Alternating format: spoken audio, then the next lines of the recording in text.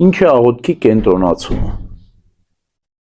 Աղոթքի ժամանակ պետք է կենտրոնանալ։ Ոչ միայն աղոթքի ժամանակ պետք է կենտրոնանալ, ընդհանրապես որևէ գործ կատարելիս մարդը պետք է կենտրոնանա։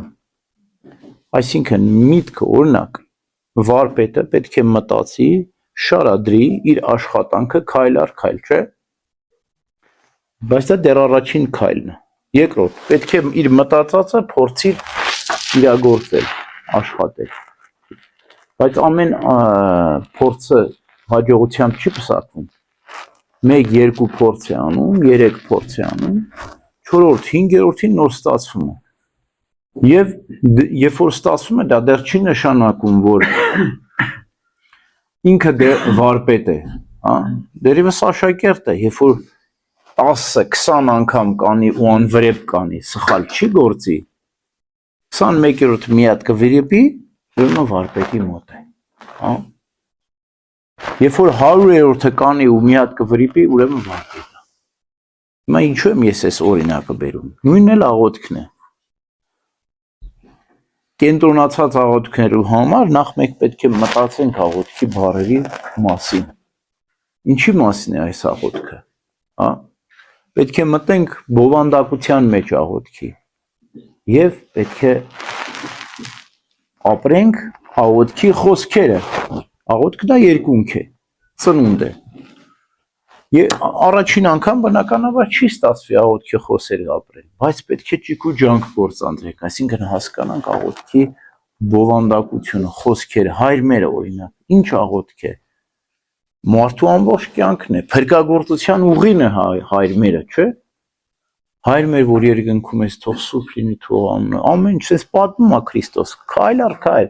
թե մենք ինչից սկսեցինք, որտեղ ենք եւ ուր պետք է հասնենք, քանի որ քանն է փառքայությունը, փառքը եւ հավիտյանս ամեն։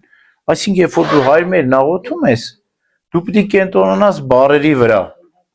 Այսինքն, փորձես ապրել այն ինչ որ աղոթում ես։ Առաջին անգամ հնարավոր չստացվի, բայց երբ որ դու 1, 2, 3 անգամ վարժվում ես հայրմերի բառերի բովանդակության վրա,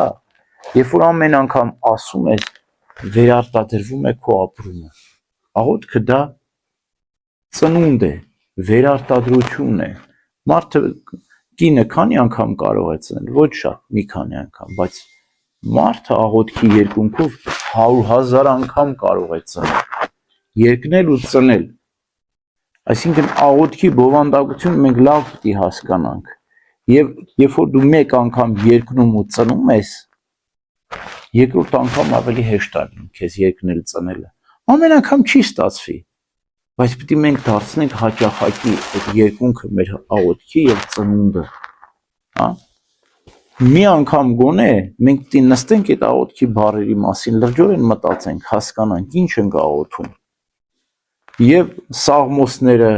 եւ ավետարանը, եւ հայրմերը, եւ այն աղոթները, որ Նարեկը օրինակ, Նարեկը ամենաբարդ աղոթքներից մեկն է, չի ասում, բայց մենք Նարեկն էլ պետք է փորձենք հասկանալ, երկնել եւ ծնել, որտեվ ամբողջ ավետարանը մեր կյանքն է Նարեկը։ Ուրեմն փորձենք առանձին մինչև աղոթելը նստել խոկալ, մտածել այդ աղոթքի բառերի մեջ, ապրել,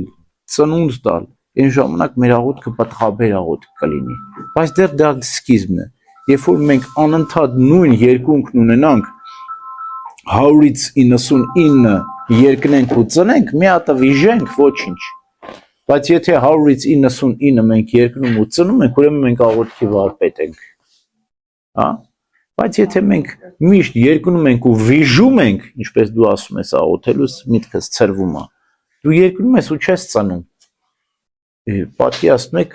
մայրը անընդհատ երկնի ու վիժի, չծնի, երկնի ու չծնի։ Ինչքան ծանր է, չէ՞ մոր համար, երկնել ու չծնելը։ Ճիշտ այդպես էլ ծանր է մեզ համար, երբ որ մենք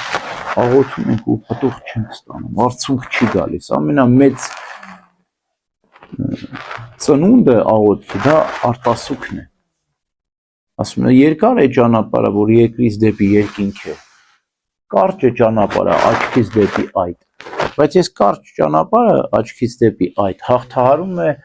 այդ երկրից դեպի երկինք գնացող երկարամյա ճանապարհը, հա։ Ուրեմն փորձենք